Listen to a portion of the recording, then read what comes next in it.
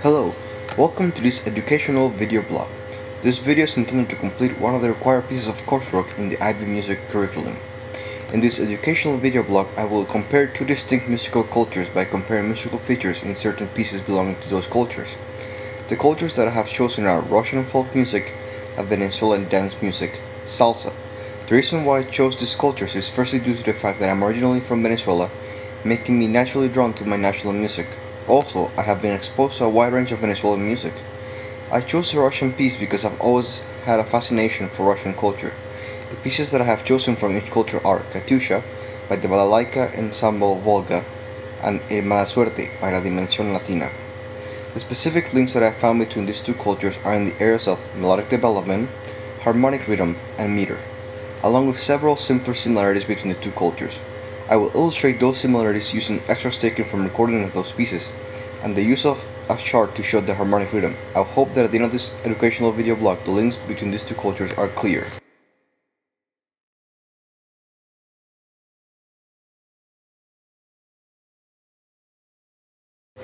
Russian culture in essence is quite varied and highly influenced by its surroundings due to the location of Russia. Due to the fact that Russia is located in Eurasia, influence from both European and Asian culture can be found of its traditional music. Therefore, Russian folk music tends to have an Asian or European aspect depending on the region. Those that are closer to Asia and the Middle East have a more Oriental influence, whilst the areas that are closer to Europe have more Eastern European traits. Nevertheless, the music itself is consistent in certain aspects. For example, instrumentation, which consists mostly of accordions and the Balalaika instruments, while the major melody line is carried by the vocal part.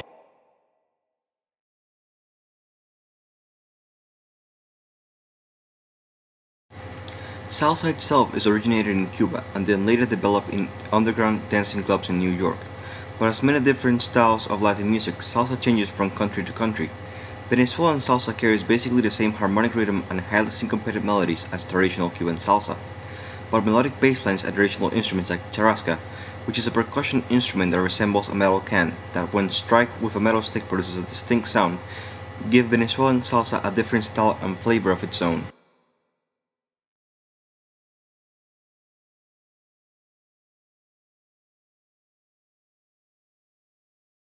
Melody-wise, a similarity can be found in the way motifs are developed. Each piece has mainly two motifs. The Russian piece is a combination of dotted quarter notes and eighth notes highly unsyncopated, while the Venezuelan piece makes use of highly syncopated motifs. The first motif is sung over the chorus section, mainly stated by the lead voice.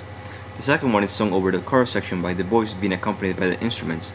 The link can be found as both cultures follow the same melodic development. Also, in the chorus section, the motif is sung by the different voices using intervals of a third, which is an aspect that is present in both cultures. Though similar in that aspect, it is worth mentioning that in contrast, the tessitura changes between both cultures, tessitura being the vocal range used in a certain section of a musical piece. In the Venezuelan piece, the lead vocal during the verse has a wider tessitura than that in the chorus section, while in the Russian piece, the opposite happens. The tessitura of the lead vocal during the verse is not as wide as that of the different voices in the chorus section. In this first extract, you can hear the motif of the verse of the Russian piece.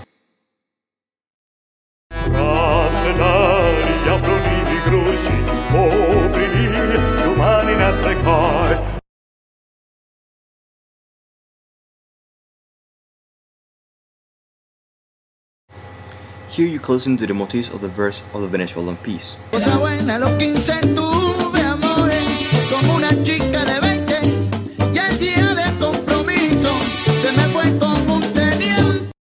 As you can see, it is one vocal part and it uses a 4-bar motif. Now you can listen to the motif of the chorus on the Russian piece.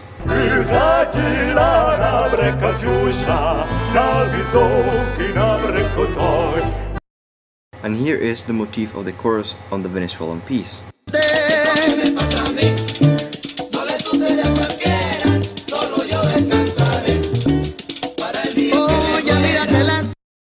As you can see, there are two vocal parts singing in the interval of a third. A link can be found within the harmonic rhythm. harmonic rhythm being the rate at which the chords change of both pieces. Through the verse section, the harmonic rhythm is slow and fluctuates between the tonic and the dominant, whilst in the chorus section, the harmonic rhythm increases in both pieces. However, in the Russian piece, number of related chords used also increase, specifically tonic, subdominant, dominant sevenths, submedian, major tonic seventh, and relative major.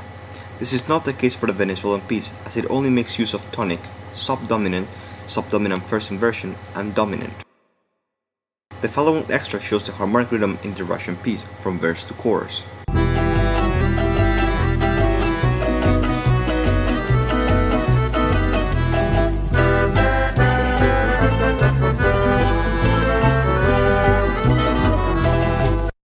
This extract shows the harmonic rhythm in the Venezuelan piece, from verse to chorus.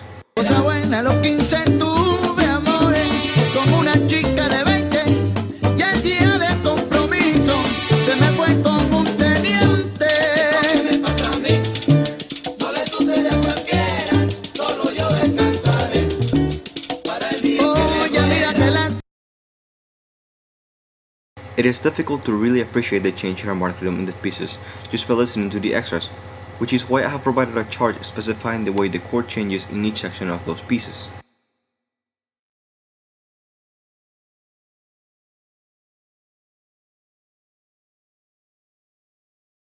As you can see, the harmonic rhythm increases in both pieces, but it does so more significantly in the Russian piece. Both pieces use simple meter, 4/4, but it could be argued that the Russian piece is in 2/4 due to the fact that the recurring bassline is repeated over 2 beats, whilst the recurring bassline in the Venezuelan piece is repeated over 4 beats. First is an extra from the Russian piece.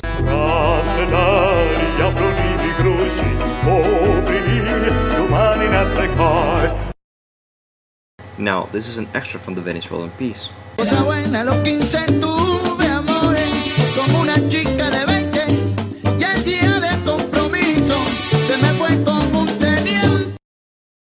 To appreciate the meter, one must count the beats per bar and follow the bassline.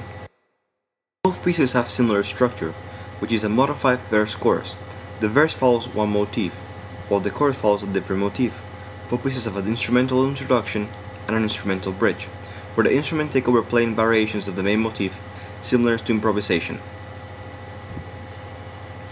The texture in both pieces is moderate and it does not fluctuate majorly throughout the piece, meaning that throughout both pieces there is a section where the texture dramatically increases or thins out. The instrumentation is mostly similar: voice, bass, bass balalaika, and accordion, piano, as the basic instrumentation. It does vary from group to group and piece to piece. An interesting similarity can be seen on the way the Russian bass balalaika and the Venezuelan bass are tuned.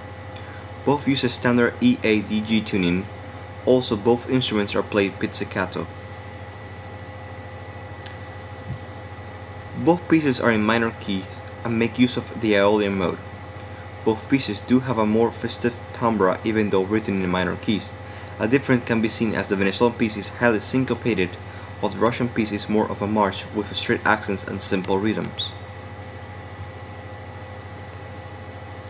In the end, we can see that even though both cultures are geographically speaking really far away, there are several similarities between the two cultures when it comes to musical features. At times, it is hard to believe that styles that sound so different can be so similar at the same time.